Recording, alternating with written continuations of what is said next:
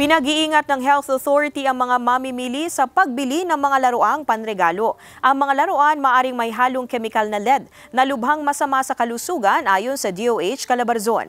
Para sa detalye, makakasama natin live si Paul Hernandez. Paul?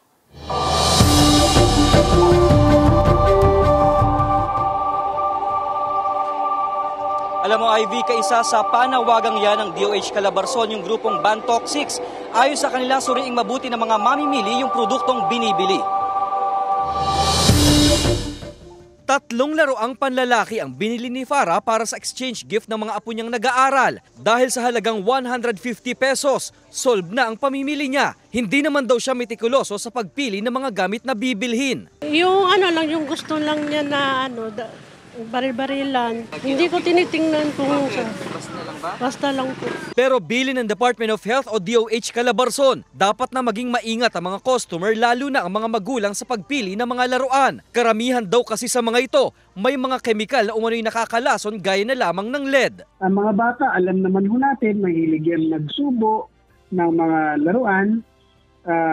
Nilalagay nila sa bibig nila yung mga laruan na minsan ay may pintura po. Ang mga laruan daw na hindi well-regulated at hindi dumaan sa masusing inspeksyon pwedeng magdulot ng kapahamakan. Ayon sa DOH, ang lead ay ginagamit sa pampalambot ng plastic para mas maging flexible ang mga laruan. Ang exposure sa chemical na lead ay may epekto sa kalusugan.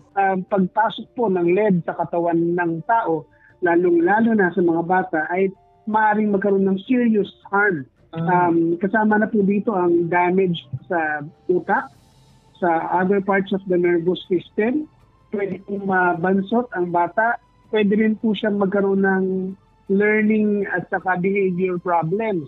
Dapat daw na suriin ng mamimili ang product label ng mga laruan o anumang produktong bibilhin. Ang grupong Bantok 6, nakitaan daw ang ilang produkto na lumabag sa Toy and Game Safety Labeling Law. Wala raw silang nakitang impormasyon sa mga gamit gaya ng license to operate, age grading, manufacturer's markings at cautionary warnings. Sa pahayag ng grupo, dapat umanong prioridad ng mga magulang ang kaligtasan at kalusugan ng mga bata sa mga produktong binibili kahit pamura ang presyo ng mga ito.